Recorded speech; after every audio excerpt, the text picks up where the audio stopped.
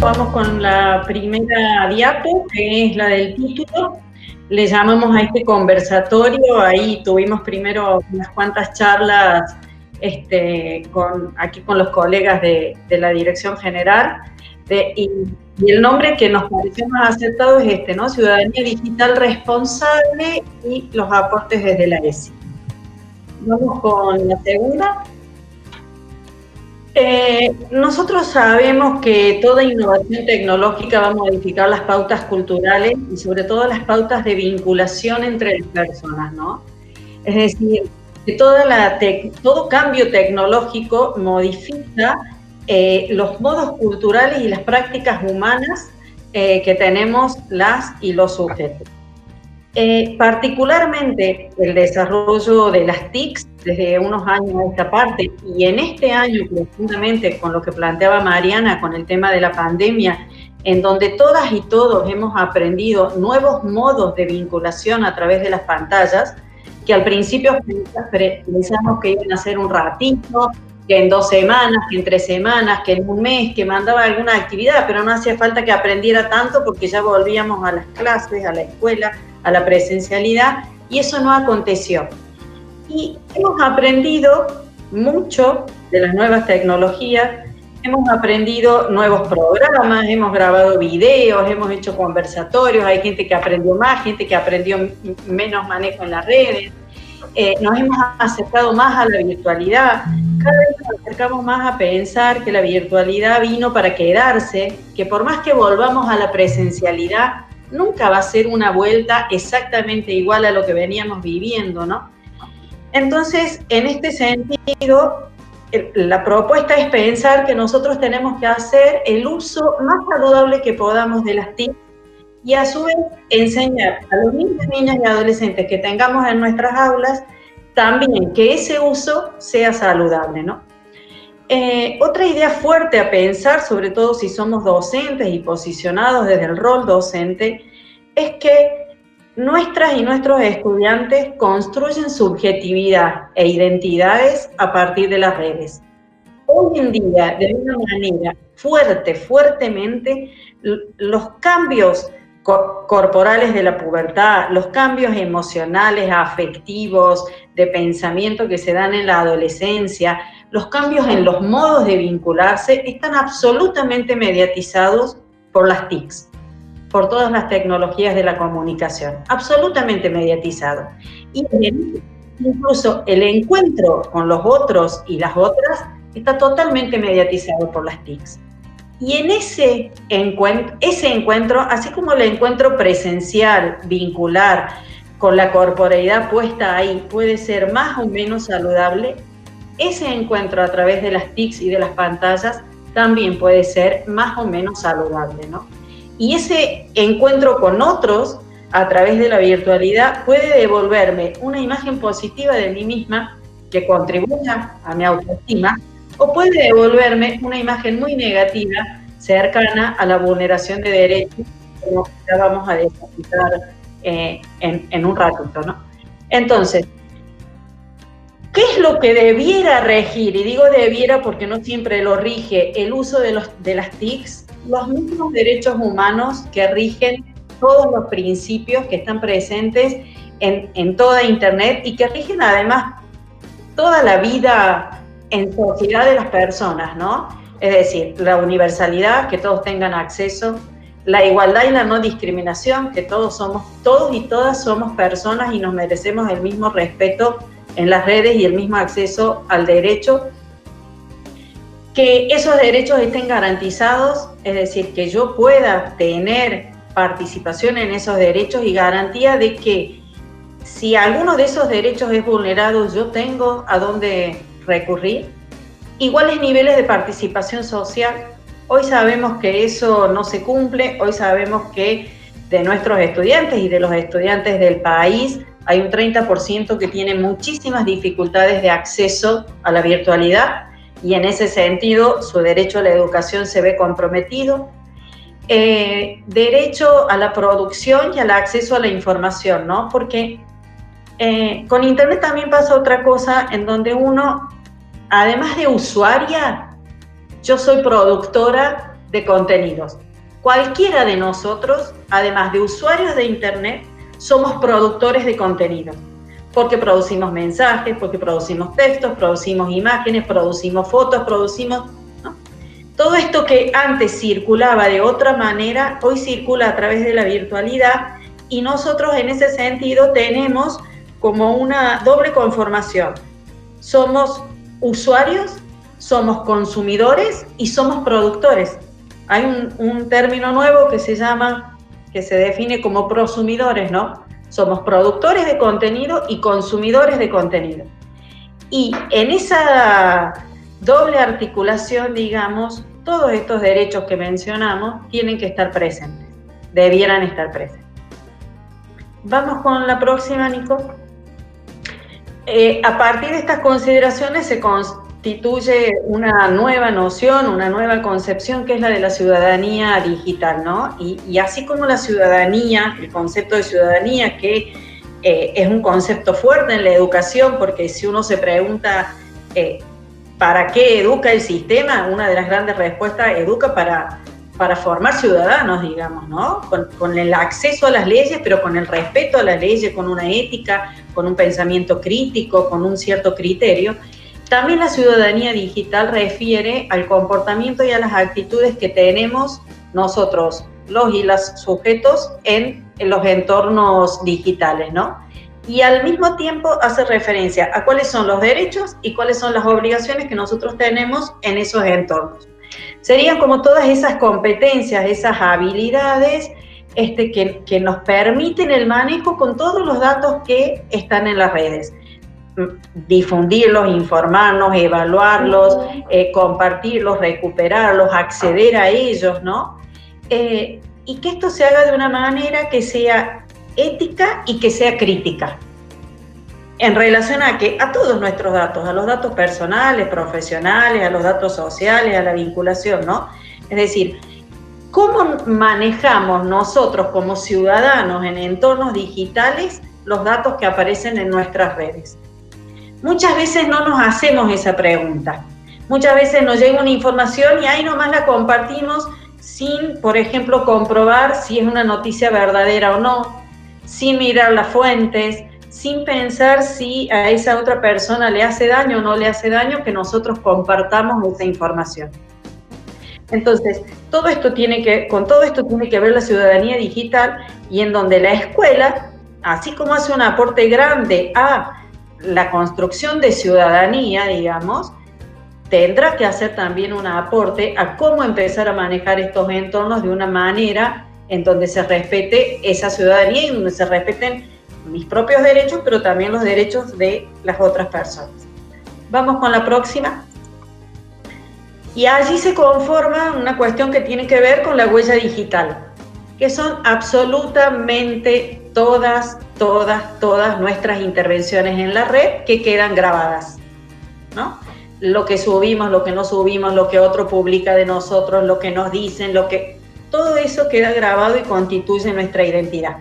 Hoy, actualmente, cuando cualquier persona quiere conocernos, lo primero que hace es poner nuestro nombre en la red y ver qué aparece. Miren, nosotros, yo pensaba, ¿no? Con mis compañeros del programa, nosotros este año hemos realizado las mismas actividades que el año pasado. Digamos, hemos asistido a todos los conversatorios que nos invitaron, hemos participado en mesas de debate, hemos asesorado a escuelas en temas de curricularización de la ESI, de qué material usar, de qué utilizar para primaria, para secundaria, cómo trabajar con las familias. Hemos acompañado a escuelas ante situaciones disruptivas que tuvieron que afrontar. Hemos hecho la misma tarea que el año pasado. Y si hoy yo miro mi propia huella digital como referente del programa, esa huella digital ha crecido exponencialmente en comparación con el año pasado. Uno podría pensar, esta chica estuvo todo el tiempo sentada en la computadora haciendo cosas. No. ¿Qué pasó este año? Absolutamente todo lo mismo que nosotros hacíamos el año pasado, en donde si nos invitaban a un conversatorio, nos veían las 30, 40, 50 personas que podían participar en ese espacio. Hoy absolutamente todo lo que hemos hecho está subido a las redes, pero todo, Entonces, Es impresionante la producción de datos y es impresionante cómo esta huella digital, aún si nosotros queremos, porque, a ver, cuando nosotros, incluso, a ver, hoy nos están invitando ustedes, ¿no? Y esto va a quedar grabado en YouTube y lo van a poder ver las personas la semana que viene, mañana, pasado y demás, y nosotros no tenemos injerencia en eso. Nosotros no negociamos eso de decir, no, que no quede grabado, sí, que, ¿no? Entonces, en esta construcción de la huella digital hay muchos datos sobre los cuales uno sí tiene manejo y hay otro montón de datos sobre los cuales uno no tiene ningún manejo. Por eso es doblemente lo que uno tiene que pensar cuando dice, bueno, a ver, ¿qué publico, qué no publico? Y aquí vamos a la otra, Nico, para ver cómo se construye esa huella digital, ¿no? Se construye con acciones propias que tienen que ver con lo que uno sube y uno publica, y ahí vamos al rol docente en el sentido de ayudarles a pensar a nuestros niños, niñas y adolescentes qué publicar, qué subir, a tener registro y noción de que cuando hicieron clic en una tecla, esa foto que subieron para una persona en un espacio de intimidad dejó de pertenecerles absolutamente. Y esto es como una tarea fuerte, porque así como cuando estamos en la presencialidad, por ejemplo, en el nivel secundario, trabajamos fuertemente con que las y los adolescentes puedan tener registros de sus cambios corporales para que puedan cuidarse mejor, para que puedan conocerse mejor, para que puedan tener una autoestima más elevada y entonces desde ahí responder mejor ante determinadas situaciones y tomar decisiones más responsables. Acá es el mismo trabajo. Hay que empezar a trabajar con los niños, niñas y los adolescentes el registro de cuál es esta identidad que yo estoy construyendo en las redes con absolutamente cada clic que pongo en la computadora o en el teléfono celular. También la huella se conforma con las acciones de otros que hacen sobre nosotros, las veces que nos nombran, a veces cuando escriben comentarios desfavorables para nosotros o favorables. Y también la ausencia de presencia en las redes también marca un modo de estar en esta virtualidad, ¿no? Entonces, me parece que aquí los conceptos de ciudadanía digital y de huella digital, con los aportes de la ESI, nos ayudan a pensar cómo desde el rol docente podemos ayudar a niños, niñas y adolescentes en la construcción de estas dos estrategias. Ahora le doy la palabra a mi compañera María. Sí. Bueno, yo había puesto en la filmina como primera las formas de vulneración de derechos. Muchas con formas que sí son de vulneración de derechos y otras que son prácticas que tienen que ver con prácticas habituales que se pueden dar en adolescentes y que sí luego pueden convertirse en formas de vulneración de derechos. Y por este uso masivo de las TICs que invadió nuestros hogares, se necesita básicamente fortalecer, y ahí tenemos la ESI, tener esta cuestión del desarrollo de las competencias psicosociales, saberes y habilidades que le van a permitir desenvolverse en la vida social, enfrentar desafíos, la expresión de las emociones, esto es como algo muy, muy clave, desde el eje afectividad, la confianza, la libertad para expresar ideas, fortalecer su autoestima y reforzar también, sobre todo, las habilidades de autoprotección y cuidado, que le permitan tanto a niños, niñas y adolescentes identificar situaciones de potenciales riesgo y aprender a defenderse de eso. Por eso es muy importante que en nuestros ámbitos de trabajo o estudio, como decía Sonia recién hace un ratito, propiciar una ciudadanía digital respetuosa, sin discriminación y violencia por razones de género, que se trasladaron aún más desde el mundo analógico a las pantallas y con características específicas. Estas son temáticas, como lo que vamos a ver ahora, que no nacen en Internet, sino que son problemas sociales y vinculares que existían antes de Internet, pero que se ven reforzados a través de esta nueva modalidad. ¿Qué características tienen estas vulneraciones de derechos en las redes en Internet? Esta puede ser la segunda diapositiva que podemos pasar. Bueno, la sensación de anonimato, la soledad, la falta de presencia física, la facilidad para compartir y opinar, vuelve más accesible para aquellos que hostigan o acosan cierto discurso agresivo o violento, donde se cree que los actos no van a tener consecuencias, que no van a ser descubiertos detrás de una falsa identidad, y eso incentiva el uso de las redes para cometer estos tipos de acosos, ¿no? Después, otra de las características, no hay un límite territorial. Se puede llegar a muchísimas más personas sin necesidad de un acercamiento físico o estando acotado a un lugar. Antes, por ejemplo, el acosador debía presentarse en el lugar de trabajo, en la casa, en la escuela, debía mostrarse físicamente. Hoy esto no es necesario. Y el acoso, como decíamos, puede venir de cualquier parte del mundo. El ejemplo valedero también es el acoso que sufren mujeres y también, ¿por qué no, varones, en manos de sus exparejas al recibir infinidad de mensajes ofensivos y denigrantes a través del WhatsApp o por distintos medios tecnológicos, ¿no? Otra también de las características es la permanencia en el tiempo. Una foto, un video que fue filmado puede ser replicado y sin que esto se acote en este solo acto.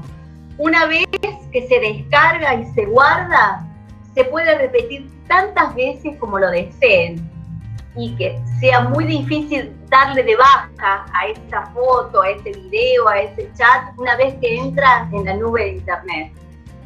También, esto que decía Sonia también hace un ratito, la posibilidad de llegar a un mayor número de personas. Con un solo clic, y nada más que un clic, se puede acosar, como dijimos anteriormente, sin dar la cara, el nombre y refugiarse en el anonimato. Así que bueno, esas son como características que comparten estas modalidades, ¿no? Ahora vamos a entrar en la próxima diapositiva en el ciberbullying. El ciberbullying es una forma de acoso que debe darse principalmente entre menores. ¿Cuál es la diferencia del bullying que conocemos tradicionalmente y que se daba en el ámbito escolar? Es que tiene que ser este acoso, este hostigamiento a través de un medio tecnológico. Cuando hablamos de menores, para nuestra legislación, son menores de 18 años. También debe darse entre la misma franja de edad, debe existir también un desequilibrio de poder entre el agresor y el agredido. Y este acoso, esta es una de las características como principales del ciberacoso, es la permanencia en el tiempo y sostenido con cierta regularidad. Puede haber bullying de una persona a otra o de una persona a varias personas. Es una forma de vulneración de derechos de niños, niñas y adolescentes que producen en general daño a la salud mental y emocional muy fuerte de quienes la pasan. Y también se puede dar de tres maneras. Ahí podemos ver en la esquina el acoso, el envío de fotos denigrantes, envío de virus, la elección de juegos online, esta cuestión de que los chicos se están comunicando, principalmente usan Internet para comunicarse a través de los juegos online, ¿no? Y esta elección de los juegos online de un jugador con menos experiencia para ganarle constantemente y humillarlo entre los otros. Esa es una forma también de ciberbullying. Y la exclusión, por ahí la denegación a la víctima de acceso a foros o chats o plataformas sociales que les hace tener pertenencia a ese grupo de pares. Bueno, y la manipulación, que es el uso de la información encontrada en las plataformas para difundirla de una manera no adecuada, digamos, entre los miembros. Acceso a las claves de otra persona o un servidor y la realización de acciones que pueden perjudicar en su nombre y su integridad, digamos, moral y física. Esta modalidad distinta al bullying es, como decíamos, esto del anonimato, que da de estar detrás de una pantalla, hace que la superioridad física del agresor carezca de la importancia que cuando se daba en el bullying, por ejemplo, en la escuela, ¿no? Eso, la superioridad física era un hecho real. En cambio, no ocurre lo mismo en el bullying, donde el desequilibrio de poder con frecuencia no necesariamente tiene que ser físico, sino psicológico. Psicológicamente el agresor se ve una falta de registro del daño que puede ocasionar. Si yo agredo físicamente, hay un registro en el momento. Yo estoy en la escuela, le pego, hay un registro real. No ocurre lo mismo en el web, donde se impide ver los gestos o la reacción del otro a quien estoy agrediendo, está siendo agredido. Yo traje ahora un término que está muy utilizado por los adolescentes, el término de los haters. Son personas que muestran sistemáticamente actitudes negativas y hostiles ante cualquier asunto. La palabra hater como tal es un sustantivo que viene del inglés y se puede traducir como odiador, persona que odia o que aborrece. Los haters no dejan de seguir aquello que no les gusta. Al contrario, están pendientes de ese famoso que quieren seguir para expresar su odio. Esto implica muchas veces cuestiones que tienen que ver con el racismo, con el elitismo e inclusive también con violencia de género. El comportamiento del odiador existe desde la antigüedad. Muchas figuras públicas, retomando un poco la historia, ¿no?, de esto, arquitectos, filósofos, músicos que atraían la atención de su comunidad, se ganaban también el odio y el desprecio de ciertas personas. Y a diferencia de la gente a la que meramente no le gustaban las obras o las celebridades de las personas de aquella época y trataban de difamar, destruir la reputación de esas figuras, y bueno, quedaba ahí. A mí me pareció muy interesante traer la fábula de la zorra y las uvas para este caso. Una zorra dice que ve un racimo de uvas e intenta alcanzarlas. Al darse cuenta de que está demasiado alta y nunca podrá llegar a ellas, desprecia las uvas diciendo: están verdes, no están maduras. ¿Cuál sería la moraleja de esta historia? Y como haciendo un paralelo con esto, es que a menudo los seres humanos fingimos despreciar aquello que secretamente anhelamos, que sabemos que es inalcanzable, ¿no? Y mucho en estas prácticas tiene que ver la envidia que está detrás de estas acciones, ¿no? Como para poder pensarlo y como poder trabajarlo también desde el eje de afectividad, cuando volvamos, ojalá, en la presencialidad, y desde, bueno, también desde esta nueva modalidad que nos toca atravesar como docentes. ¿Cómo podemos detectar en niños, niñas y adolescentes que están siendo víctimas del ciberbullying? Bueno, en general tienen cambios súbitos de carácter, desarrollo de baja autoestima, depresión, soledad, problemas de salud, están tristes, deprimidos, irritables, conectados para entender lo que está pasando en sus redes, ¿no? Pero estos cambios también, hay que decirlo, también se ven reforzados por la pandemia, ¿no? Esta cuestión que la pandemia, esto de cambios súbitos de pasar de un estado de ánimo a otro, también tiene que ver, y se ha como exacerbado en la pandemia, ¿no? Bueno, ante la revelación de que se está dando este acoso, que un niño, una niña, un adolescente pone en palabras que está pasando por esto, la mejor actitud que podemos tener es de una escucha respetuosa del niño o de la niña que está siendo hostigado, mantener un diálogo abierto que le permita expresar sus emociones y sentimientos. Tengamos en cuenta que es un niño que está muy avergonzado y que le cuesta poner en palabras esto que está viviendo. En este acto también podríamos distinguir varios actores: el ayudante del agresor, que coopera con aquel que está agrediendo, dando un like a esta publicación, el acosador, la víctima y los espectadores o testigos de este hecho, a los que comparten este hostigamiento. Acá el trabajo clave de la ESI es la promoción, como decía Sonia también, de una educación en valores y actitudes relacionadas con la solidaridad, el respeto por la intimidad propia y ajena y la integridad de las personas. Trabajar con la idea de que compartir es participar y que cortar el círculo de la humillación es una forma de ayudar. Y eso tenemos que trabajarlo fuertemente con los niños, las niñas y los adolescentes. Algo también que debemos tener muy en cuenta es que si son niños, también ambos son sujetos de derecho y participación. Y por lo tanto, también es necesario acompañar tanto al niño que está acosando como al niño acosador.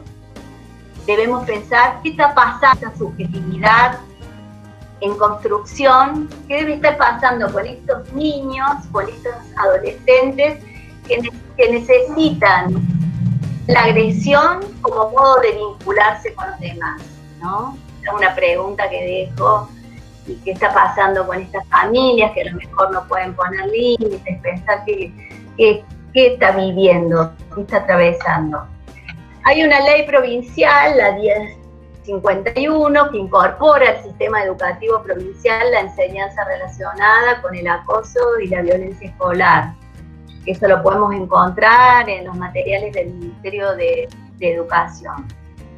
Y cuando hay menores involucrados, y hay acciones físicas que pueden ser grabadas y pueden ser usadas como pruebas, en este caso, digamos en la presencialidad, cuando graban en la máquina, a través de fotografías, con el teléfono, y hay acciones psicológicas comprobables o amenazas, se puede denunciar al juzgado penal juvenil que intervenga. No tiene una norma en el Código Civil, pero se puede hacer una denuncia en la unidad judicial. Eso me parece que es algo como que deberíamos tener todo un trabajo previo antes de llegar a esto, ¿verdad? De la escuela, de la promoción, de la prevención, quizás en el INADI, pero bueno, es como para nosotros como una última instancia, ¿verdad? Bueno, vamos a la próxima. El grooming, podemos hablar un poco del grooming. El grooming no es una antesala de un abuso, es un delito. Esto tenemos que tener en claro. El grooming es un delito. Es una forma de acoso de un adulto a un menor, con un fin determinado. A diferencia del ciberbullying, ¿cuál es este fin? Atentar contra la integridad sexual de este menor. Existen dos tipos de contactos de aquellos que ejercen el grooming, donde no existe una relación previa entre el niño, la niña y el adolescente, y obtiene contraseñas por medio del hackeo. Y la que está descrita en la placa, donde existe una fase previa de generación de confianza, ¿no?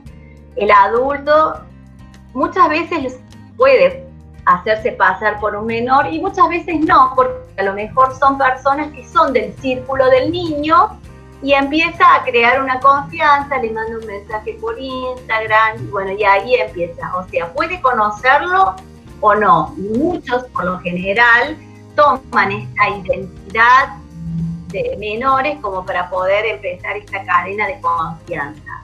Entonces, el círculo sería el contacto, el acercamiento y el pedido después de fotos, videos, de componente sexual. Y acá viene el acoso, ¿no?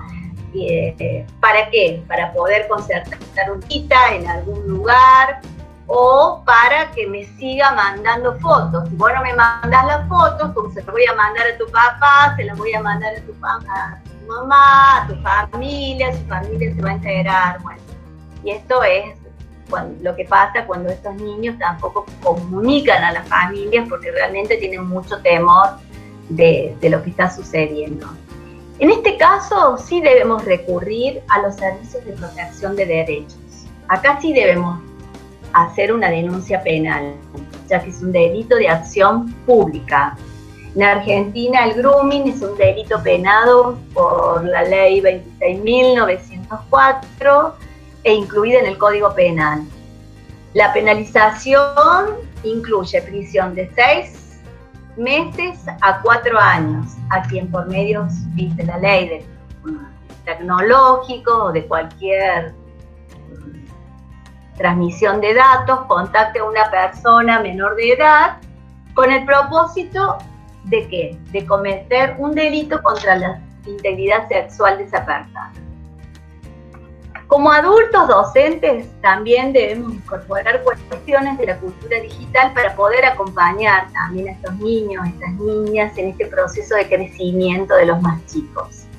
Para el caso puntual del grooming, la principal forma de prevención no es prohibir que los chicos hablen con desconocidos, porque lo hacen a través de las redes, a través de los juegos, sino brindarles herramientas para que comprendan los riesgos que existen al compartir una información personal, esto de no dar las claves, de si estamos chateando con alguien, apagar las cámaras, y esto lo podemos hacer desde muy pequeños, ¿no?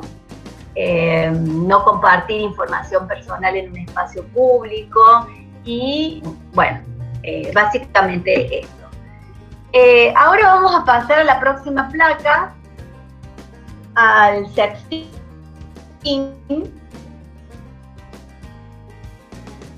En general es un modo de vincularse, por eso no lo diría que era la tipificación de que es una vulneración de derechos propiamente dicha, es una forma de vincularse. Sexting, la palabra surge de la combinación en inglés de sexo y de texting, enviar mensajes de texto por telefonía celular.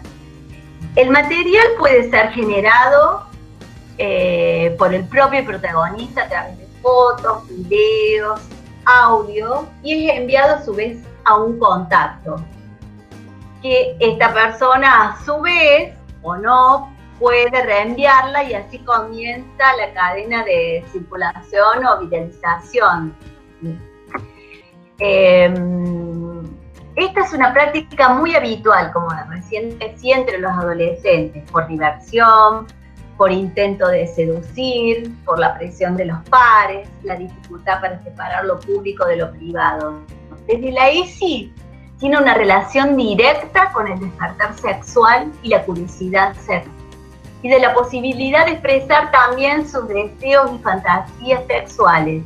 Esto es parte de la lógica histórica de los y las jóvenes, que también lo hacíamos de otra manera, pero bueno, el sexteo es la modalidad que usan ahora los adolescentes. Se practica entre los jóvenes como una nueva forma de expresión, y acá la clave, ¿cuál es la clave básica que también Sonia de forma profundizar? Es el consentimiento. Una persona que consumió drogas o alcohol no puede dar consentimiento, o en el caso de menores y un adulto no existe el consentimiento. Eso es claramente un abuso. Desde la ESI se centra en el conocimiento de los riesgos del sexteo, teniendo en cuenta la filtración de esas imágenes. Al igual que las relaciones físicas, respecto de cómo, cuándo, con quién explorar la sexualidad, este es un eje central. También en el marco del cuidado del cuerpo, la integralidad, se puede dar pautas de autocuidado y dar a conocer las estrategias para sextear de forma segura, dejando de lado una mirada adultocéntrica y de pánico moral hacia las experiencias y los vínculos juveniles, porque eso no lo van a dejar de hacer. Entonces nosotros tenemos que asegurarlo, que lo hagan de manera segura, ¿no? Esto es decir, bueno, ¿cómo sextear de una manera segura? Que no se me vea el rostro, que quizás alguna marca de nacimiento, o algún tatuaje, o algún lugar de la casa que sea reconocible, ¿no? ¿Qué aspectos agravan la práctica del sexting?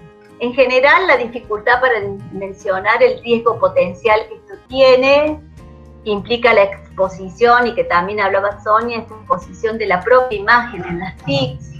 También la sexualización precoz que se da en la infancia, es decir, se promueven comportamientos vinculados a la sexualidad a edades tempranas, favoreciendo quizás una transición acelerada de la infancia hacia la adolescencia. Bueno, la impulsibilidad de las TICs, la dificultad del control de los impulsos. Vieron que hasta los niños, cuando están mirando quizás un videito de aparece omitir anuncio, esta cuestión de sacarlo cuanto antes para poder mirar, ¿no? Esta cuestión de no poder controlar, esa espera, ¿no? La necesidad también de ser aceptados por sus pares. Se utiliza el material para qué? Justamente para aumentar la publicidad, la popularidad, ser conocido y ser, cuantos más likes tengo, mayor es mi popularidad en las redes. Y algo también que tiene que ver con esto es, de lo que se habla mucho, es la porno venganza, la pornografía vengativa. Aparece como una nueva modalidad de extorsión. El contenido sexual está explícito en la web, surge como predominante principalmente en la exposición de exparejas. Y aquí también podemos ver cuestiones que hacen a la violencia, a las cuestiones de género, ¿no? Entonces, este tipo de problemática afecta principalmente a mujeres, donde se exhibe el cuerpo como un producto expuesto explícitamente contra su voluntad, ¿no? También la creación de falsos perfiles con nudes. Nudes también es una jerga que usan mucho los adolescentes. Se envían packs de nudes, no sé si lo estoy pronunciando bien en inglés. Es un conjunto de fotos que tienen materiales de desnudo. También un término como utilizado, el ciberstalking, que quiere decir minorear, curiosear, que eso no tiene quizás nada de malo, que lo hagamos, porque muchos ahí miramos los perfiles, curioseamos los perfiles para saber quién es, qué hace, no dar un nombre, y no tiene que ver quizás con un acoso. Sí, se transforma en un delito cuando el acoso y la existencia en el envío de esas fotos o videos tal que afecta la vida de esa persona que está siendo hostigada o acosada. Cuando hay chantaje de dinero, cuando se daña también psicológicamente a la otra persona, esto puede ser denunciado como violencia de género en el polo de la mujer. Y también puede llegar a pedirse una orden de restricción en estos casos. El otro día leía, bueno, de este año confirmaron la condena por abuso sexual gravemente ultrajante por medio de las redes en un contexto de violencia de género. El acusado contactaba a las víctimas de forma remota y anónima y les exigía que le enviaran fotos desnudas y se realizaran tocamientos sexuales. Este señor, digámosle, tuvo una imputación que se dio por 3 hechos: abuso sexual gravemente ultrajante, porque también estaban menores, la coacción y la tenencia de material sexual infantil. Y hoy desde ESI, como decíamos, tenemos que reconocer que no hay nada negativo ni positivo en sí mismo en las imágenes eróticas que se toman por voluntad propia, ¿no? Eso lo tenemos que trabajar con los adolescentes. Sí debemos correr el foco. La sanción no es sobre la práctica de sextear, sino que busca identificar la responsabilidad de quienes rompen ese pacto de consentimiento. ¿Está? Trabajar con aquel que rompe ese consentimiento. Yo te di mi foto pensando, confiando que vos la vas a guardar, la ibas a tener, y el romper eso es lo que debemos trabajar. Es decir, quienes lo divulgan y quienes no cortan la cadena de reenvío. Bueno, no sé si sigo yo. Difusión de imágenes. Bueno, esta de la difusión de imágenes, como decíamos, tiene que ver con esto que dije, ¿no? De que la difusión de imágenes y la exposición para amedrentar o chantajear, eso sí podemos hacer, vuelvo a repetir, una denuncia y tener en una fiscalía o en el polo de la mujer. Esto sí se toma cuando la mujer es víctima de esto y se pueden tener pruebas. Por ejemplo, ahora los teléfonos celulares podemos tener pruebas de los mensajes, infinidades de mensajes, que por ahí la otra vez una chica contaba que no tenía horario y tenía el teléfono repleto de amenazas y hostigamientos. Bueno, no sé si ahora sigue Sonia.